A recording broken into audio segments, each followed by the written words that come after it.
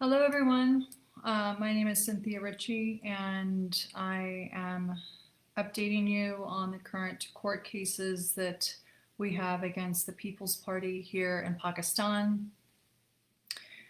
Currently, we have a number that I want to share with you and to dispel a few confusing matters that I know a number of individuals have been concerned about.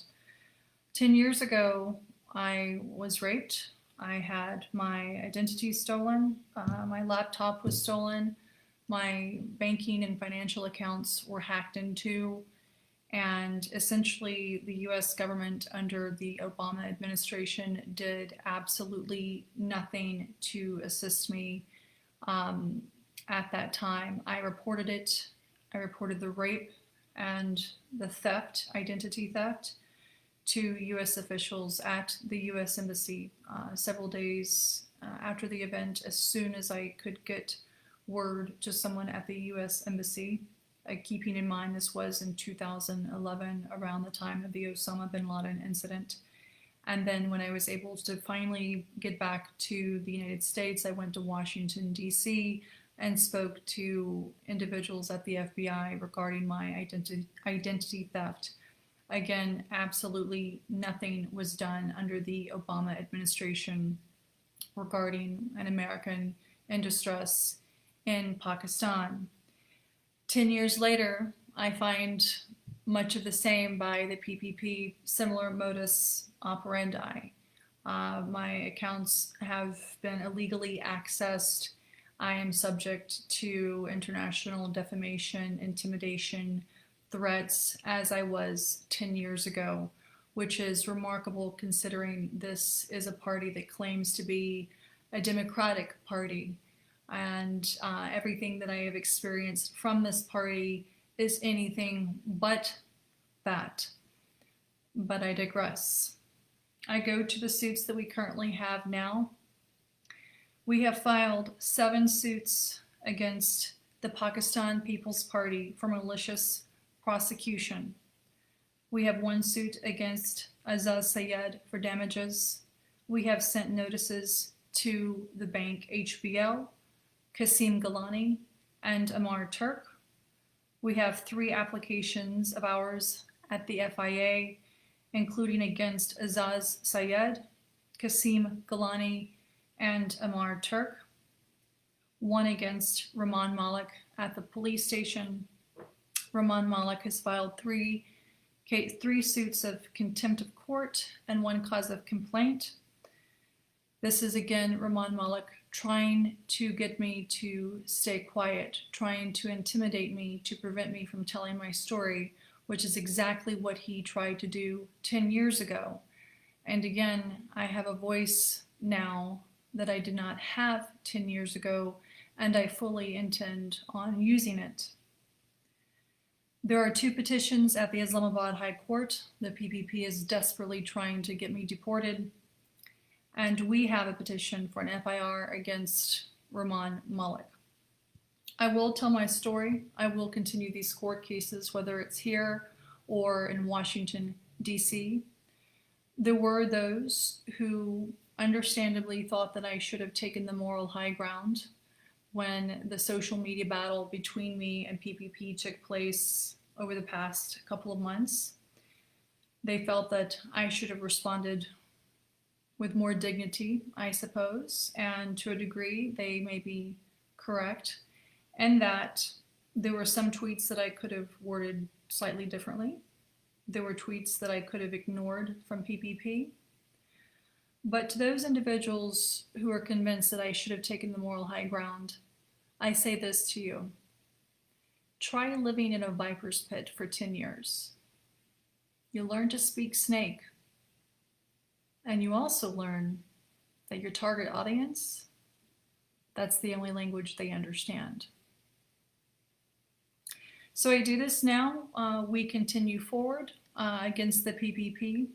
I do this for all the individuals, all vulnerable populations, women, men, children, members of the 3rd gender, any vulnerable population that has been abused and has not had a voice. I do this for you now. And I make a promise to the people of Pakistan, Pakistan being my second home, for the good and for the not so good.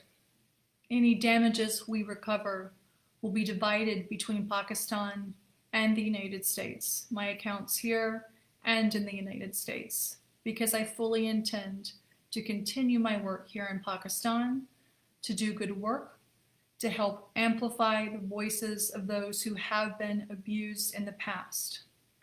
And to the people of Pakistan, I say this to you: the experiences that I have had from the PPP.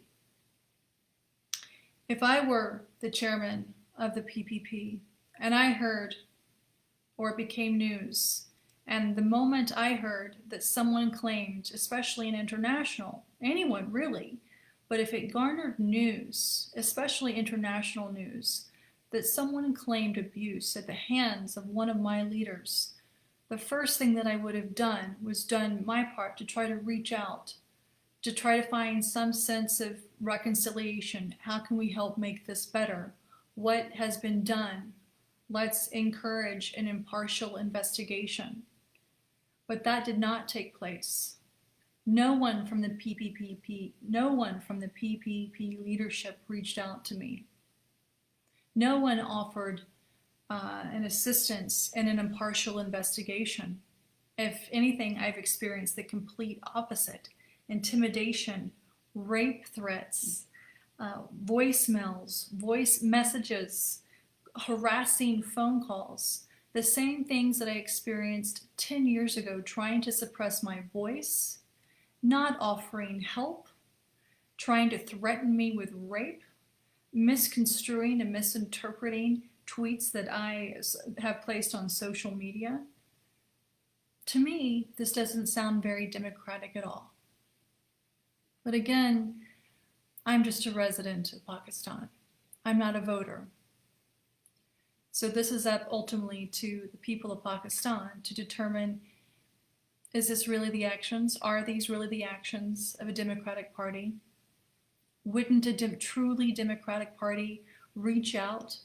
Wouldn't the women's liberal movement, wouldn't those who advocate for human rights and women's rights and vulnerable populations, wouldn't they at least try to advocate for an impartial investigation? And I'm not saying I wanted anyone to take my side. Absolutely not.